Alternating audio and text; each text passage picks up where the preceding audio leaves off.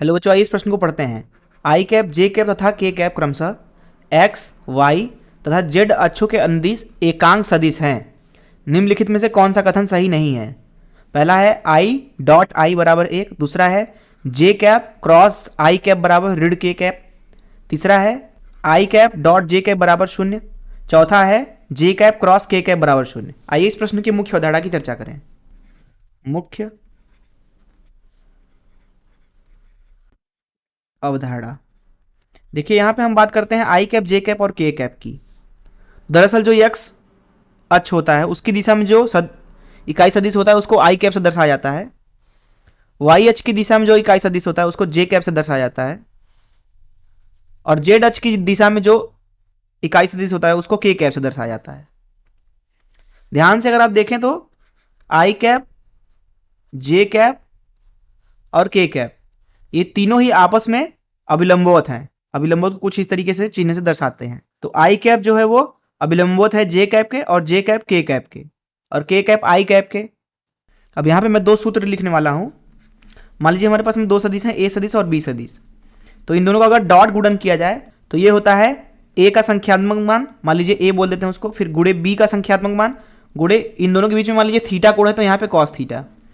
इसी तरीके से अगर यहाँ पे ए सदिश क्रॉस बी सदिश किया जाए, अर्थात ए सदिश और बी सदिश का सदिश गुणन, तो ये आता है ए का संख्यात्मक मान गुणे बी का संख्यात्मक मान गुणे साइन, उन दोनों के बीच में मान लीजिए कोण थीटा है, और यहाँ पे गुणा किया जाता है एक इकाई सदिश एन कैप का जो कि ए सदिश और बी सदिश दोनों के अभिलंबवत होता है। तो अगर इस चीज से यहाँ पे हम आई कैप डॉट जे कैप निकालें, आई कैप डॉट के कैप निकालें और जे कैप डॉट के कैप निकालें, तो क्योंकि तीनों ही एक दूसरे के अभिलंबवत हैं इसलिए इन तीनों का मान जो है वो 0 आने वाला है, क्योंकि कॉस 90 जो होता है वो 0 के बराबर होता है। और ऐसे ही अगर हम इनका सदिश गुणन करें तो आई का जब जे के साथ करोगे आप तो यह आएगा 1 गुणे 1 गुणे साइन 90 गुणे इकाई सदिश। यहाँ पे एक ऐसी इकाई सदिश जो कि आई और जे दोनों को अभिलंबवत है, तो आई इधर है, जे ऊपर है, आई इधर, जे इधर। तो इनका जब आप क्रॉस गुणन करोगे तो कुछ इस तरीके से बाहर की तरफ आएगा जो कि के कैप की दिशा होगी। यहाँ के कैप लिख देंगे, तो इसलिए हम यहाँ से बोल सकते हैं कि आई कैप क्रॉस जे कैप जो होगा वो के कैप के बराबर हो जाएगा। ऐसे ही जब आप जे कैप और के कैप का क्रॉस गुणन करोगे तो आपको आई कैप मिलेगा, और जब आप के कैप क्रॉस आई कैप करोगे तो जे कैप मिलेगा।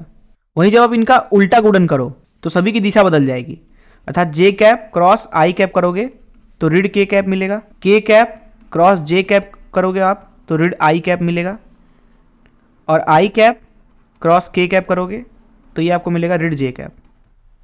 क्योंकि यहाँ पे अगर आप ध्यान से देखो तो आई कैप क्रॉस जे कैप बाहर की तरफ होगा, वहीं जे कैप क्रॉस के कैप अंदर की तरफ होगा, अर्थात ऋण के कैप। तो और इस मुख्य धारा से इस प्रश्न को हल करें तो यहाँ पे इस प्रश्न में पहले ऑप्शन पे चलते हैं। बोला जा रहा है आई कैप डॉट आई कैप बराबर 1 होगा। चेक करते हैं। अगर यहाँ पे आई कैप डॉट आई कैप करा जाए तो यह आ जाएगा 1 गुणे 1, क्योंकि आई कैप इकाई सदिश है तो उसका संख्यात्मक मान 1 होगा, गुणे लिखेंगे कॉस आई कैप और आई कैप के बीच में कोण दोनों बराबर है तो दोनों के बीच में कोण 0 अंश होगा, तो ये दरअसल कुछ और नहीं बल्कि 1 के बराबर है, जिसका मतलब है कि पहला वाला सही है। दूसरे पे चलते हैं। दूसरे में बोला जा रहा है कि जे क्रॉस आई बराबर ऋण के कैप।